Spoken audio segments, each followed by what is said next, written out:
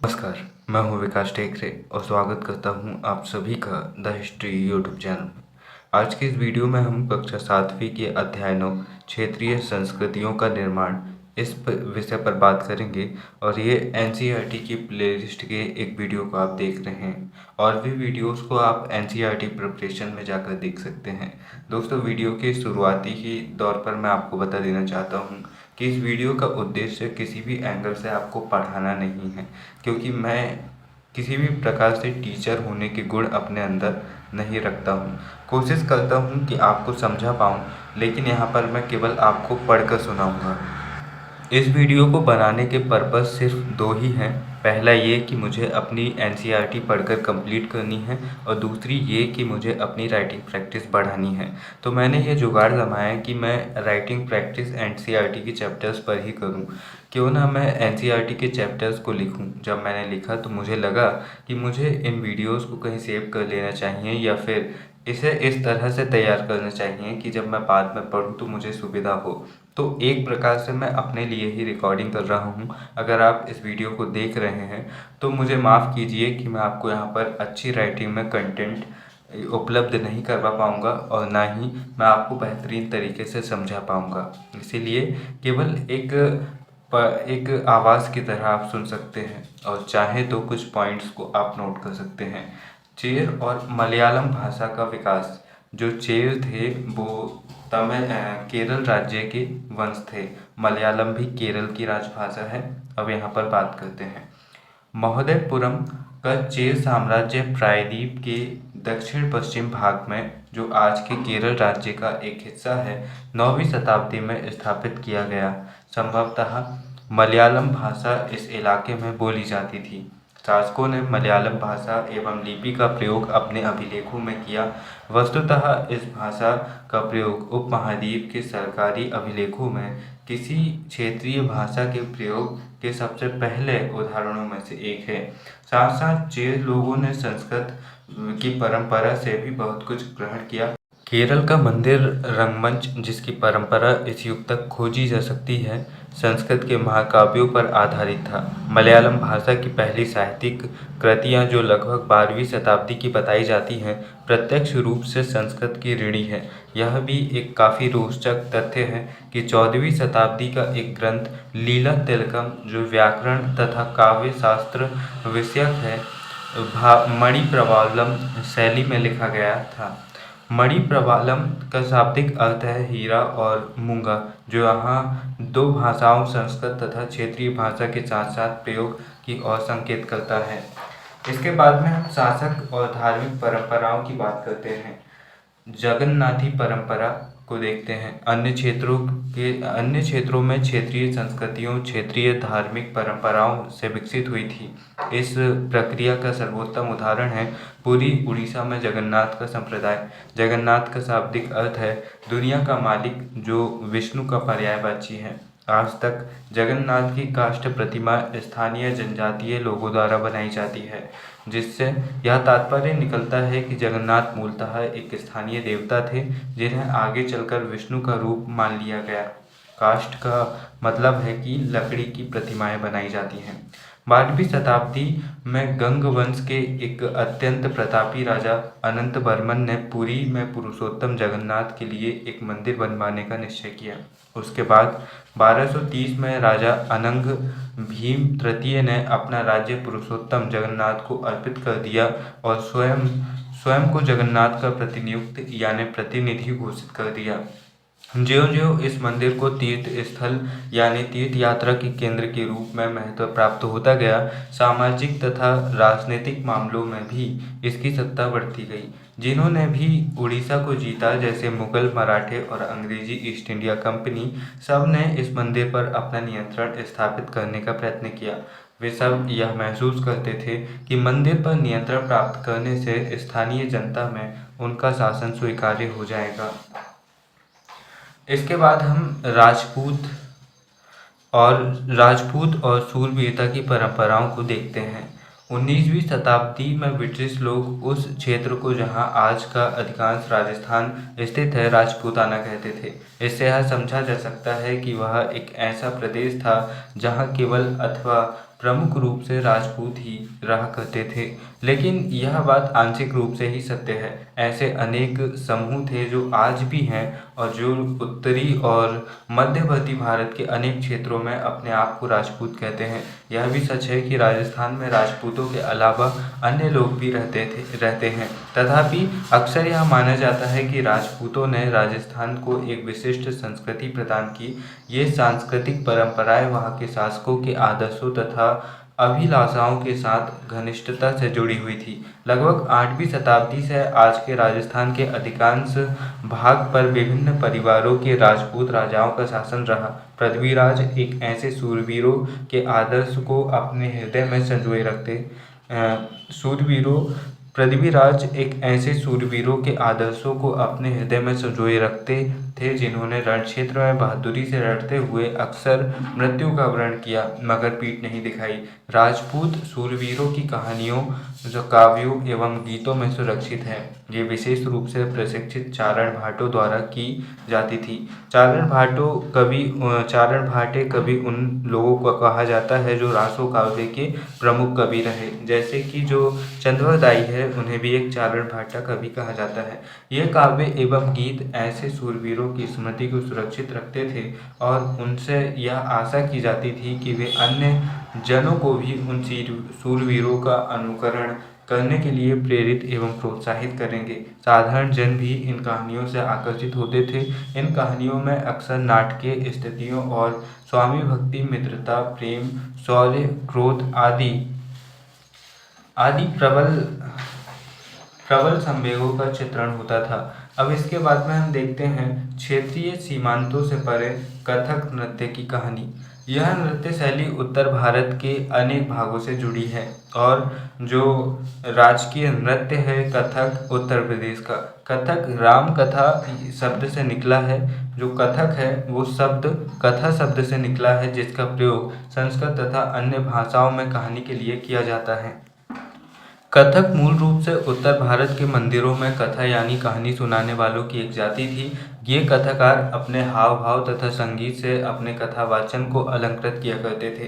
15वीं तथा 16वीं शताब्दियों में भक्ति आंदोलन के प्रसार के साथ कथक एक विशिष्ट नृत्य शैली का रूप धारण करने लगा। राधा कृष्ण के पौराणिक आख्यान यानी कहानियाँ लोक नाट्य के रूप में प्रस्तुत किए जाते थे जिन्हें रासलीला कहा जाता था। रासलीला में लोक नृत्य के साथ कथक कथाकार के मूल हाव भाव भी जुड़े होते थे। मुगल बादशाहों और उनके अभिजातों के शासनकाल में कथक नृत्य राज दरबार में प्रस्तुत किया जाता था, जहां इस नृत्य ने अपने वर्तमान अभिलक्षण अर्जित किए और वह एक विशिष्ट नृत्य शैली के रूप में विकसित हो गया। आगे चलकर यह दो परंपराओं अर्थात घराने में फला फूला। राजस्थान, जयपुर के राज दरबारों में और लखनऊ में अवध के अंतिम नवाब वाजिद अली शाह के संरक्षण में यह एक प्रमुख कला के रूप में उभरा। 1850 से 1875 के दौरान यह नृत्य शैली के रूप में इन दो क्षेत्रों में ही नहीं बल्कि आज के पंजाब, हरियाणा, जम्मू और कश्मीर, बिहार तथा मध्य प्रदेश के निकटवर्ती इलाकों में भी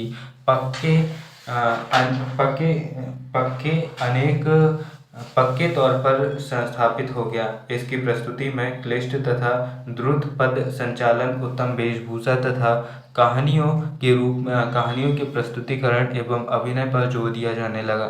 अनेक अन्य सांस्कृतिक गतिविधियों की तरह कथक को भी 19वीं तथा 20वीं शताब्दियों में अधिकांश ब्रिटिश प्रशासकों ने नापसंद किया। फिर भी यह जीवित बचा रहा और गणिकाओं द्वारा पेश किया जाता रहा। स्वतंत्रता प्राप्ति के बाद तो देश में इसे 6 शास्त्रीय नृत्यों के रूप में मान्यता मिल गई। 6 प्रमुख शास्त्रीय नृत्य कौन कौन से हैं वो देखते हैं। कथक उत्तर प्रदेश, भरतनाट्यम तमिलनाडु, कथकली केरल, ओडिसी उड़ीसा, कुचिपुड़ी आंध्र प्रदेश और मणिपुरी नृत्य का संबंध मणिपुर से है। ये शास्त्रीय संगीत है और आजकल 2 शास्त्रीय नृत्यों को भी शास्त्रीय नृत्य की कैटेगरी में रखा जाता है। 2 नृत्यों को जिनमें है सत्रिय जो कि असम से है और एक है मोहिनीअट्टम जो कि केरला से है। तो इस प्रकार वर्तमान समय में 8 शास्त्रीय संगीत देखे जाते हैं। शास्त्रीय नृत्यों को मानने का पैमाना क्या होगा, यह किसी भी प्रकार से निश्चित नहीं है, लेकिन जो वर्तमान समय में शास्त्रीय नृत्यों को मापने का पैमाना है वो कहता है कि जिस नृत्य का ऐतिहासिक प्रमाण मिलता है उसे शास्त्रीय नृत्य कहते हैं। और इन शास्त्रीय नृत्यों में आप कॉलेज की डिग्री भी ले सकते हैं। इस प्रकार से हम ये कह सकते हैं कि जो शास्त्रीय नृत्य है उनके बारे में हम और आगे समझते हैं। अब जो मेरे नोट्स हैं उनसे मैं आपको पढ़कर सुनाता हूँ विभिन्न शास्त्रीय नृत्यों के बारे में। राइटिंग थोड़ी कमज़ोर है इसीलिए मैं आपको दिखाऊंगा नहीं, केवल पढ़कर सुनाऊंगा। भरतनाट्यम तमिलनाडु, यह भारत का सबसे पुराना शास्त्रीय संगीत है, संगीत नृत्य है। संगीत नाटक अकादमी द्वारा जिन नृत्यों को मान्यता प्राप्त है उन्हें शास्त्रीय संगीत कहते हैं। यह मान्यता प्राप्त शास्त्रीय संगीत में डिग्री ले सकते हैं, जबकि अन्य सामान्य नृत्यों में यह सुविधा नहीं है। भरत मुनि का संबंध इस भरतनाट्यम नृत्य से है। स्वतंत्रता संग्राम सेनानी ई कृष्ण अय्यर ने इसे पुनर्जीवित किया। प्राचीन काल में भरतनाट्यम को देवताओं के लिए दासियों के द्वारा किया जाता था। रुक्मणी अरुणडेल ने भरतनाट्यम को विश्व प्रसिद्ध बनाने का कार्य किया। भरतनाट्यम में बांसुरी को बानू कहते हैं और प्रमुख वाद्य यंत्र की बात करें तो बांसुरी जिसे बानू कहते हैं, हारमोनियम जिसे सुरपेटी कहते हैं, ढोलक जिसे मृदंगम कहते हैं, वीणा, वायलिन, तंबूरा, खंजीरा, मंजीरा आदि इसमें प्रमुख वाद्य यंत्र होते हैं। आमतौर पर यह महिलाओं के द्वारा किया जाता है, परंतु कभी कभी पुरुषों के द्वारा भी इसे किया जा सकता है। कथक उत्तर प्रदेश का राजकीय नृत्य है और शास्त्रीय नृत्यों में से एक है। कथक मूल रूप से कथिका शब्द से निकला है जिसका अर्थ है कथाकार। जब कथाकार नृत्य के माध्यम से कथा कहता है तो यह कथक नृत्य कहलाता है। लीला शोके ने कथक विकास में महत्वपूर्ण योगदान दिया है। लीला शोके एक महिला है जिन्होंने कथक के विकास में महत्वपूर्ण योगदान दिया है क्योंकि एक कथक डांसर है।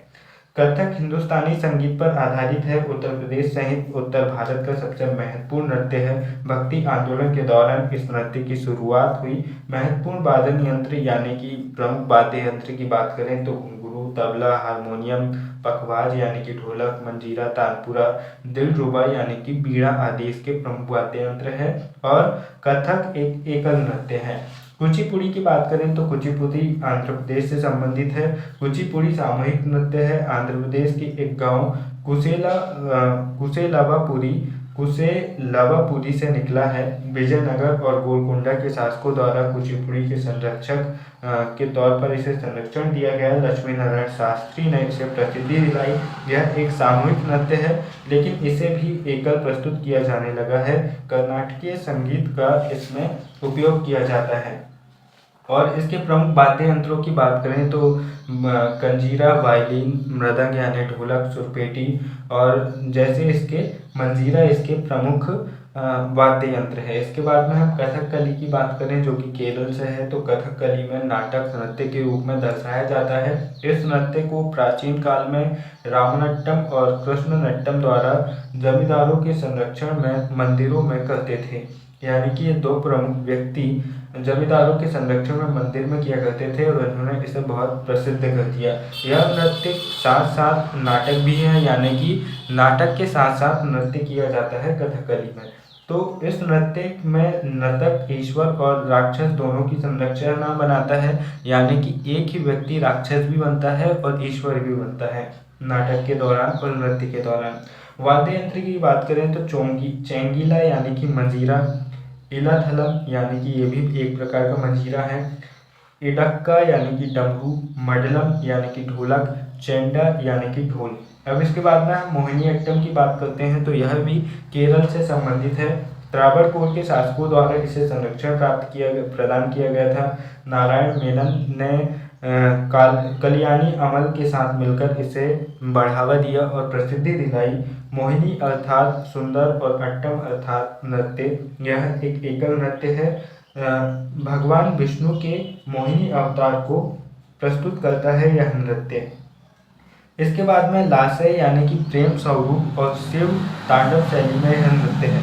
लासय यानी कि लासय का मतलब है प्रेम स्वरूप, और शिव तांडव शैली यानी कि शिव के तांडव की तरह भी इसमें दिखाया जाता है, और लासय यानी कि प्रेम भाव भी इस नृत्य के दौरान दिखाया जाता है। तो लासय और शिव तांडव का संगम इस नृत्य में हमें देखने को मिलता है। इस नृत्य को सामूहिक रूप से भी किया जाता है। इसके प्रमुख वाद्य यंत्र की बात करें तो बीड़ा, सुरपेटी, मृदंगम यानी कि ढोलक, बांसुरी, कुजित, थलम यानी कि मंजीरा यहाँ पर प्रमुख वाद्य यंत्र है। इसके बाद में हम ओडिसी नृत्य की बात करें जो कि उड़ीसा से संबंधित है, तो औद्र नृत्य से इसका जन्म हुआ है। नाट्य शास्त्र में इसका प्रमाण मिलता है।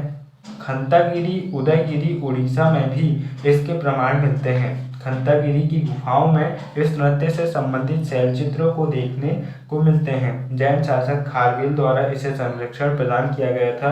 कविचंद कालीचरण पटनायक ने स्वतंत्रता के बाद इसे प्रसिद्धि दिलाई। ये जो व्यक्तियों के नाम मैं आपको बता रहा हूँ, ये व्यक्ति उस डांस से संबंधित प्रमुख व्यक्ति रहे हैं जो कि डांसर थे उस नृत्य के। जैसे कि कालीचरण पटनायक की हम बात करें तो ये ओडिसी नृत्य के प्रमुख डांसर रहे हैं आज़ादी के बाद, और इन्होंने इसे देश विदेश में प्रसिद्धि दिलाई है विभिन्न मंचों में करके। प्राचीन काल में जगन्नाथपुरी मंदिर में महारी यानी कि देवदासियों द्वारा किया जाता था। प्राचीन काल में ये क्या होता था कि जो लोग जिनके यहाँ बेटियां होती थी या फिर ज़्यादा बेटियां होती थी तो वो अपनी और पालन पोषण नहीं कर सकते थे, तो वो अपनी बेटियों को मंदिर को सौंप देते थे और मंदिर में वे देवदासी बन जाती थी। देवदासी का मतलब उस समय ये होता था कि उन लड़कियों का काम केवल भगवान की सेवा करना है, मंदिर के कामकाज करने हैं और नृत्य करना है या फिर भजन कीर्तन गाने हैं। आगे चलकर ये परंपरा एक अलग रूप में ले गई और फिर जो ब्राह्मण थे या फिर जो पुरोहित थे उनके सुख के लिए, उनके शारीरिक सुख के लिए भी इन देवदासियों का इस्तेमाल किया जाने लगा था। लेकिन शुरुआती परंपरा में देवदासियों को सबसे पवित्र लड़की के रूप में देखा जाता था जो कि केवल ईश्वर की भक्ति में लीन होती थी। त्रिभंगम आकृति का संबंध ओडिसी नृत्य से है, जो कि त्रिभंग आकृति हम देखते हैं उसका संबंध ओडिसी नृत्य से है। इसमें 3 बैंड मुड़ाव यानी कि इसमें 3 मुड़ाव हमें देखने को मिलते हैं। पहला गर्दन में, दूसरा कमर में और तीसरा घुटना में। 3 मुड़ाव इस नृत्य में देखने को मिलते हैं। प्रमुख वाद्य यंत्रों की बात करें तो तबला, मृदंगम, बांसुरी, मंजीरा, सितार, तानपुरा इसके प्रमुख वाद्य यंत्र हैं। इसके बाद में हम मणिपुरी नृत्य की बात करें जो कि मणिपुर से संबंधित है, तो भगवान शिव पार्वती ने इसे मणिपुर के गंधर्व नगर में किया था और वैष्णव संप्रदाय में यह अधिक फैलाव हुआ। रविन्द्रनाथ टैगोर ने शांति निकेतन में इसका प्रारंभ करवाया था। तांडव व लासय यानी कि प्रेम भाव भी इसमें है, और इससे पहले जो तांडव और लासय हमने देखा था वो देखा था मोहिनीअट्टम केरल में, और इसके बाद मणिपुरी यानी कि मणिपुरी नृत्य में भी तांडव और लासय हमें को देखने को मिलता है, यानी कि शिव के तांडव के समान मुद्रा और लास्य यानी कि प्रेम भाव इसमें देखने को मिलता है। इस नृत्य में 8 जैसी आकृति बनती है। प्रमुख वाद्य यंत्रों की बात करें तो ड्रम, हॉर्न, बांसुरी, तंबूरा, मंजीरा, ढोलक, ऐसराज यानी कि वायलिन इसके प्रमुख वाद्य यंत्र हैं। अब इसके बाद में हम सत्रिय की बात करते हैं, तो जो सत्रिय है, सत्रिय कैसे लिखा है ये आप यहाँ पर देख सकते हैं, ऐसे लिखा है सत्रिय, और मेरी राइटिंग थोड़ी अलग है यहाँ पर, इसलिए शॉर्ट में मैंने लिखा था, इसलिए मैं आपको यहाँ पर पेज नहीं दिखा रहा हूँ। जो सत्रिय है 15वीं शताब्दी में वैष्णव संत शंकर देव द्वारा असम में प्रारंभ किया गया था। मठों को सतारा कहा जाता था, उसी से इसका नाम सत्रिय निकला, यानी कि उस समय वहाँ पर मठों को सतारा कहते थे, तो सतारा में जो नृत्य होता था उसे सत्रिय कहा गया, इस प्रकार इसका नामकरण हुआ। लास्या यानी कि प्रेमपूर्ण और तांडव से मिलकर यह नृत्य बना है, तो इस प्रकार जो लास्या और शिव की तांडव शैली है वो 3 नृत्यों में हमें देखने को मिलती है। मोहिनीअट्टम केरल से, मणिपुरी मणिपुर से और सत्रिय असम से। इन तीनों डांसों में हमें लास्या और तांडव शैली देखने को मिलती है। सत्रिय के प्रमुख वाद्य यंत्रों की बात करें तो खोल यानी कि ढोलक, बांसुरी नामक 2 प्रमुख इसके वाद्य यंत्र हैं, यानी कि इसमें केवल ढोलक और बांसुरी का इस्तेमाल होता है। तो यहाँ पर हमने न केवल शास्त्रीय संगीतों के बारे में समझा, बल्कि उन्हें हमने इस तरह तैयार कर दिया कि अब इसके अलावा आपको कुछ और जानने की ज़रूरत नहीं है। इसके बाद में संरक्षकों के लिए चित्रकला लघु चित्रों की परंपरा। अब हम इस समय के लघु चित्रों और चित्रकला की बात करते हैं। एक अन्य परंपरा जो कई रीतियों से विकसित हुई वह थी लघु चित्रों की परंपरा। लघु चित्र यानी छोटे आकार के चित्र जिन्हें आमतौर पर जल रंगों से कपड़े या कागज पर चित्रित किया जाता है। प्राचीनतम लघु चित्र ताल पत्रों अथवा लकड़ी की तख्तियों पर चित्रित किए गए थे। इनमें से सर्वाधिक सुंदर चित्र जो पश्चिम भारत में पाए गए हैं जैन ग्रंथों को सचित्र बनाने के लिए प्रयोग किए गए थे। पश्चिम भारत की बात करें तो गुजरात क्षेत्र, जहाँ पर हम कहते हैं कि पल्लवी में जैन ग्रंथों का संकलन हुआ, उस क्षेत्र में जैन ग्रंथों को बनाने के लिए इन लघु चित्रों का इस्तेमाल किया गया था। लघु चित्रों के नाम से ही समझ में आता है कि आकार में छोटे चित्र, जैसे हम किताबों में देखते हैं जो चित्र बने होते हैं उसी तरह के लघु चित्र होते हैं। मुगल बादशाह अकबर, जहांगीर और शाहजहां ने अत्यंत कुशल चित्रकारों को संरक्षण प्रदान किया था, जो प्रारंभिक रूप से इतिहास और काव्यों की पांडुलिपियां चित्रित करते थे। ये पांडुलिपियां आमतौर पर चटक रंगों में चित्रित की जाती थी और उनमें दरबार के दृश्य, लड़ाई तथा शिकार के दृश्य और सामाजिक जीवन के अन्य पहलू चित्रित किए जाते थे।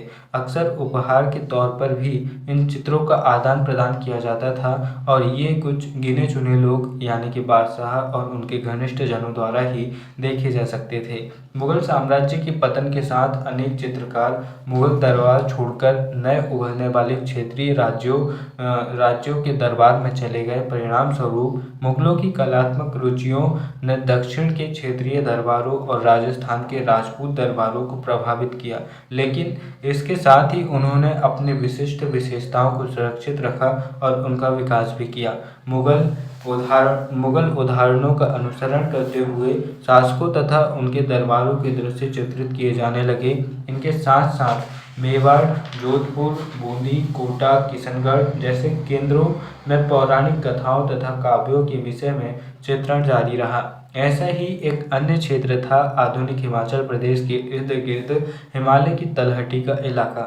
17वीं शताब्दी के बाद वाले वर्षों में इस क्षेत्र में लघु चित्र कला की एक साहसपूर्ण एवं भावप्रवण शैली का विकास हुआ, जिसे बसोहली शैली कहा जाता है। यह शैली जो सबसे लोकप्रिय पुस्तक चित्रित की गई थी वह थी भानुदत्त की रसमंजरी। यानी कि इस क्षेत्र में बसोहली नाम की एक अलग प्रकार की चित्रकला की शैली प्रकट हुई और इस शैली को हम इस समय की सबसे लोकप्रिय पुस्तक भानुदत्त की रसमंजरी में देख सकते हैं। 1739 में नादिर शाह के आक्रमण और दिल्ली विजय के परिणाम स्वरूप मुगल कलाकार मैदानी इलाकों की अनिश्चितताओं से बचने के लिए पहाड़ी क्षेत्रों की ओर पलायन कर गए। उन्हें वहां जाते ही आश्रयदाता तैयार मिले, जिसके परिणाम स्वरूप चित्रकारी की कांगड़ा शैली विकसित हुई। 18वीं शताब्दी के मध्य भाग तक कांगड़ा के कलाकारों ने एक नई शैली विकसित कर ली थी, जिसने लघु चित्रकारी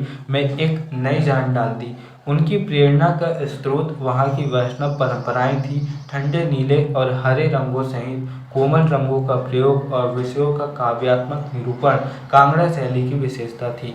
स्मरण रहे कि साधारण स्त्री पुरुष भी बर्तनों, दीवारों, कपड़ों, फर्श आदि पर अपनी कलाकृतियाँ चित्रित करते थे। कला के इन नमूने में से कुछ ही बच पाते थे। इसके विपरीत लघु चित्र राजमहलों में सावधानी पूर्वक रखे जाते थे, जिसमें वे सदियों तक सुरक्षित रहे। अब हम देखते हैं बंगाल नज़दीक से एक नज़र, एक क्षेत्रीय भाषा का विकास। अब हम देखेंगे बांग्ला भाषा के विकास के बारे में। हम अक्सर क्षेत्रों के नाम वहाँ के निवासियों द्वारा बोली जाने वाली भाषा के अनुसार निर्धारित करते हैं, इसलिए हम यह मान लेते हैं कि बंगाल में लोग हमेशा बंगाली या बांग्ला भाषा ही बोलते रहे होंगे। किंतु यह एक दिलचस्प बात है कि आज बंगाली संस्कृत से निकली हुई भाषा मानी जाती है। प्रारंभिक ईसा पूर्व प्रथम शताब्दी के मध्य भाग के संस्कृत ग्रंथों के अध्ययन से यह पता चलता है कि बंगाल के लोग संस्कृत से उपजी हुई भाषाएं नहीं बोलते थे। तो फिर नई भाषा का उद्भव कैसे हुआ? ईसा पूर्व चौथी तीसरी शताब्दी से बंगाल और मगध यानी दक्षिणी बिहार के बीच वाणिज्यिक संबंध स्थापित होने लगे थे, जिसके कारण संभवतः संस्कृत का प्रभाव बढ़ता गया होगा। चौथी शताब्दी के दौरान गुप्त वंशीय शासकों ने उत्तरी बंगाल पर अपना राजनीतिक नियंत्रण स्थापित कर दिया और वहां ब्राह्मणों को बसाना शुरू कर दिया। इस प्रकार गंगा की मध्य घाटी के भाषाई तथा सांस्कृतिक प्रभाव अधिक प्रबल हो गए और 7वीं शताब्दी में चीनी यात्री ह्वेनसांग ने यह पाया कि बंगाल में सर्वत्र संस्कृत से संबंधित भाषा का प्रयोग होता रहा है। 8वीं शताब्दी से पाल शासकों के अंतर्गत एक क्षेत्रीय राज्य का उद्भव हो गया। 14वीं से 16वीं शताब्दियों के बीच बंगाल पर सुल्तानों का शासन रहा, जो दिल्ली में स्थित शासकों से स्वतंत्र थे।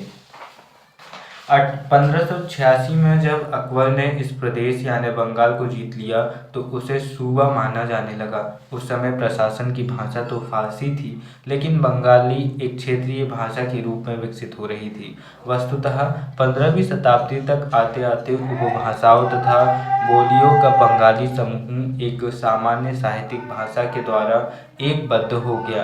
यह साहित्यिक भाषा उस क्षेत्र के पश्चिमी भाग की बोलचाल की भाषा थी, जिसे अब पश्चिम बंगाल कहा जाता है।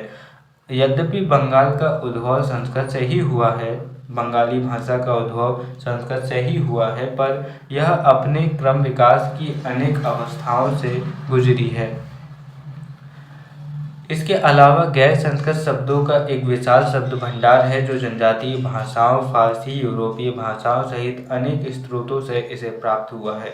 आधुनिक बंगाली का एक हिस्सा बन गया है। बंगाली के प्रारंभिक साहित्य को 2 श्रेणियों में बांटा जा सकता है। एक श्रेणी संस्कृत की श्रेणी है, संस्कृत की ऋणी है और दूसरी उससे स्वतंत्र है। पहली श्रेणी में संस्कृत महाकाव्यों के अनुवाद, मंगल काव्यों, शाब्दिक अर्थों में शुभ यानी मांगलिक काव्य जो स्थानीय देवी देवताओं से संबंधित है, और भक्ति साहित्य जैसी गौड़ीय वैष्णव आंदोलन के नेता श्री चैतन्य देव की जीवनियाँ आदि शामिल है। दूसरी श्रेणी में नाथ साहित्य शामिल है, जैसे मैनामती, गोपीचंद्र के गीत, धर्म ठाकुर की पूजा से संबंधित कहानियाँ, परी कथाएँ, लोक कथाएँ और गाथा गीत आदि। मैनामती, गोपीचंद्र और धर्म ठाकुर कौन थे? नाथ लोग सन्यासी होते थे जो तरह तरह की यौगिक क्रियाएं करते थे। यह गीत विशेष जो अक्सर अभिनीत किया जाता है, यह बताता है कि रानी मैनावती ने अपने पुत्र गोपीचंद्र को अनेक बाधाओं के समक्ष संन्यास का मार्ग अपनाने को किस प्रकार प्रोत्साहित किया था। धर्म ठाकुर एक क्षेत्रीय लोकप्रिय देव हैं, जिनकी पूजा अक्सर एक पत्थर या काठ की मूर्ति के रूप में की जाती है। पहली श्रेणी के ग्रंथों का काल निर्णय करना अपेक्षाकृत सरल है, क्योंकि ऐसी अनेक पांडुलिपियां पाई गई है जिनमें यह इंगित किया गया है कि उनकी रचना 15वीं शताब्दी के उत्तरार्ध और 18वीं शताब्दी के मध्य भाग के बीच की गई है। दूसरी श्रेणी की कृतियां मौखिक रूप से कही सुनी जाती थी, इसलिए उनका काल निर्णय सही नहीं किया जा सकता है। वे खास तौर पर पूर्वी बंगाल में लोकप्रिय थी, जहां ब्राह्मणों का प्रभाव अपेक्षाकृत कम था। इसके बाद में पीर और मंदिर को देखते हैं। पीर फारसी भाषा का शब्द है, जिसका अर्थ है आध्यात्मिक मार्गदर्शक। 16वीं शताब्दी से अनेक लोगों ने बड़ी संख्या में पश्चिम बंगाल के कम उपजाऊ क्षेत्रों को छोड़कर दक्षिण पूर्वी बंगाल के जंगली तथा दलदली इलाकों में प्रवास करना शुरू कर दिया था। ज्यों-ज्यों वे पूर्व की ओर बढ़ते गए, वे जंगलों को साफ करके भूमि में धान की खेती करने लगे। शनै-शनै स्थानीय मछुआ तथा स्थानांतरीय खेती करने वाले लोग, जो अक्सर जनजातीय थे, किसानों के नए समुदायों में मिल गए। इन्हीं दिनों बंगाल पर मुगलों का नियंत्रण स्थापित हो गया था, जिन्होंने पूर्वी डेल्टा प्रदेश के केंद्रीय भाग में स्थित ढाका नगर में अपनी राजधानी स्थापित की। अधिकारी और कर्मचारी लोग भूमि प्राप्त करके अक्सर उस पर मस्जिदें बना लेते थे, जो इन इलाकों के धार्मिक रूपांतरणों के केंद्र के रूप में काम आती थी। प्रारंभ में बाहर से आकर यहाँ बसने वाले लोग इस अस्थिर परिस्थितियों में रहने के लिए कुछ व्यवस्था तथा आश्वासन चाहते थे।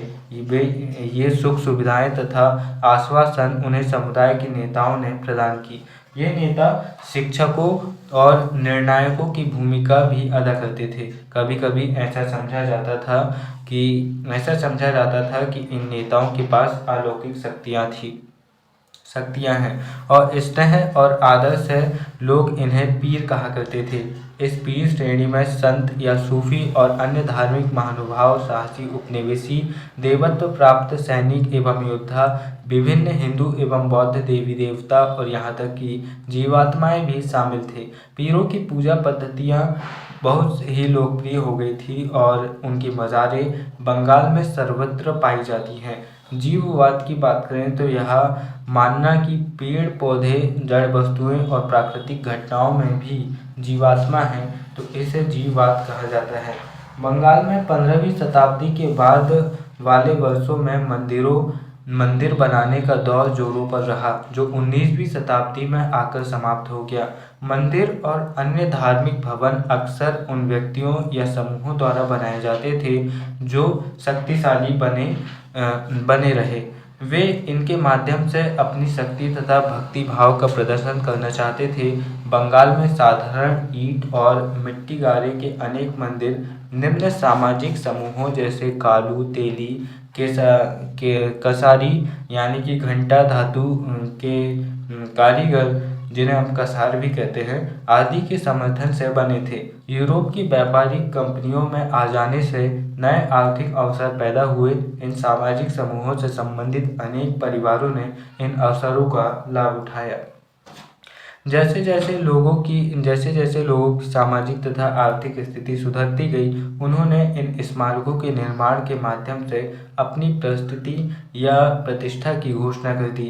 जब स्थानीय देवी देवता, जो पहले गांवों में छान छप्पर वाली झोपड़ियों में पूजे जाते थे, को ब्राह्मणों द्वारा मान्यता प्रदान की गई, तो उनकी प्रतिमाएं मंदिरों में स्थापित की जाने लगी। यानी कि इन क्षेत्रीय देवी देवताओं को ब्राह्मणों की मान्यता मिल जाने के बाद इनकी स्थापना अब बड़े बड़े मंदिरों में की जाने लगी थी। इन मंदिरों की शक्ल या आकृति बंगाल की छप्परदार झोपड़ियों की तरह दो चाला यानी कि 2 छतों वाली या चौचाला यानी 4 छतों वाली होती थी। इसके कारण मंदिरों की स्थापत्य कला में विशिष्ट बंगाली शैली का प्रादुर्भाव हुआ। अपेक्षाकृत अधिक जटिल चौचाला यानी कि 4 छतों वाली ढांचे में 4 त्रिकोणीय छतें 4 दीवारों पर रखी जाती थी, जो ऊपर त्रियक रेखा या एक बिंदु तक जाती थी। मंदिर आमतौर पर एक वर्गाकार चबूतरे पर बनाए जाते थे। उनके भीतरी भाग में कोई सजावट नहीं होती थी, लेकिन अनेक मंदिरों की बाहरी दीवारों चित्रकारियों, सजावटी टाइलें अथवा मिट्टी की पट्टियों से सजी होती थी। कुछ मंदिरों में, विशेष रूप से पश्चिम बंगाल के बांकुरा जिले के विष्णुपुर के मंदिरों में, ऐसी सजावटें अत्यंत उत्कृष्ट कोटि तक पहुंच चुकी थी। इसके बाद में मछली भोजन के रूप में यहाँ पर हम इस पश्चिम बंगाल क्षेत्र की भोजन व्यवस्था को देखें तो परंपरागत भोजन संबंधी आदतें आमतौर पर स्थानीय रूप से उपलब्ध खाद्य पदार्थों पर निर्भर करती थी। बंगाल एक नदीय मैदान है जहाँ मछली और धान की उपज बहुतायत से होती है, इसलिए यह स्वाभाविक है कि इन दोनों वस्तुओं को गरीब बंगालियों की भोजन सूची में भी प्रमुख स्थान प्राप्त है।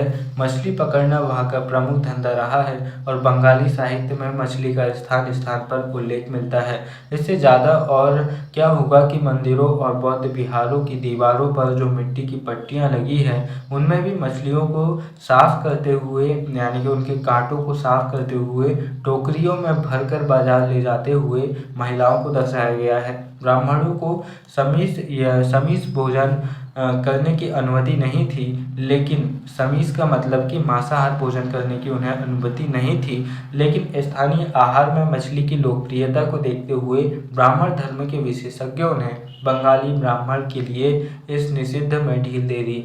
बृहद धर्म पुराण, जो बंगाल में रचित 13वीं शताब्दी का ग्रंथ है, ने स्थानीय ब्राह्मणों को कुछ खास किस्मों की मछलियों को खाने की अनुमति दे दी थी। अब इसके साथ ही हम ये देखते हैं कि इसी के समकालीन विश्व में क्या घटित हो रहा था। तो इस समय यूरोप में राष्ट्र राज्यों का उदय हो रहा था, क्योंकि ये पुनः जागरण का काल था। 18वीं शताब्दी के अंत तक यूरोप के लोग स्वयं को एक साम्राज्य जैसे ऑस्ट्रिया हंगरी साम्राज्य की प्रजा या किसी चर्च जैसे यूनानी रूढ़िवादी चर्च के सदस्य मानते थे। परंतु 18वीं शताब्दी के अंतिम दशकों में लोग स्वयं को एक ऐसे समुदाय के सदस्य के रूप में भी पहचानने लगे जो एक भाषा जैसे फ्रेंच या जर्मन बोलते थे। प्रारंभिक 19वीं शताब्दी में रोमानियन में विश्वविद्यालय पाठ्यक्रम में पाठ्यपुस्तकें ग्रीक के स्थान पर रोमानियन में लिखी जाने लगी। यह ऐसा कहाँ हो रहा था? तो ये रोमानिया में हो रहा था। साथ ही हंगरी में लैटिन के स्थान पर हंगेरियन में को राजभाषा के रूप में अपनाया गया। यह और अन्य इसी प्रकार की प्रक्रियाओं ने लोगों को यह बोध कराया कि प्रत्येक भाषी समुदाय एक अलग राष्ट्र था। 19वीं शताब्दी के अंतिम दशकों में इटली और जर्मनी के एकीकरण के लिए हुए आंदोलनों ने इस भावना को और अधिक बल दिया, और साथ ही यहाँ पर एक भाषा एक राष्ट्र की इनकी एक परिकल्पना का उदय हुआ, और साथ ही यूरोप में राष्ट्रवाद का उदय हम देखते हैं। इसके साथ ही हमने इस अध्याय में शास्त्रीय लघुचित्र, पीर बोली जैसे महत्वपूर्ण शब्दों को देखा, और यहाँ पर एक सही जोड़ी है। मैं इसे बना सकता हूँ, लेकिन ये आपके लिए एक सवाल छोड़कर जा रहा हूँ ताकि आपको भी ये समझ में आए कि आपने जो यहाँ पर 30-35 मिनट दिए हैं, 35-40 मिनट दिए हैं, उसमें आपने क्या सीखा। तो यहाँ पर आप ये जोड़ी बनाइए कि अनंत वर्मन का संबंध किससे है, जगन्नाथ मंदिर या फिर जगन्नाथ भगवान का संबंध किस क्षेत्र से है, लघु चित्र कहाँ की चित्रकला है, और मंगल काव्य क्या है। तो इस प्रकार की चीज़ें आपको देखनी है, और मुझे उम्मीद है कि आपको ये वीडियो उतना खास पसंद तो नहीं आया होगा, लेकिन अगर आपने इसे ध्यान से ज़रूर सुना होगा तो ये आपके काम का बहुत साबित होगा। दोस्तों, वीडियो के अंत में बस इतना ही कहना चाहूँगा। जोहानेस केपलर कहते हैं, सच और समय का गहरा नाता है। दोनों को अपने जीवन में उतारने को लेकर कोई हिचकिचाहट नहीं होनी चाहिए। आपके जीवन में जितना महत्व समय का हो, उतना ही महत्व सच का भी हो, तो आपका जीवन एक बेहतर होगा, एक बेहतरीन जीवन होगा। फिर मिलेंगे अपने ही किसी और वीडियो में। नमस्कार, जय हिंद।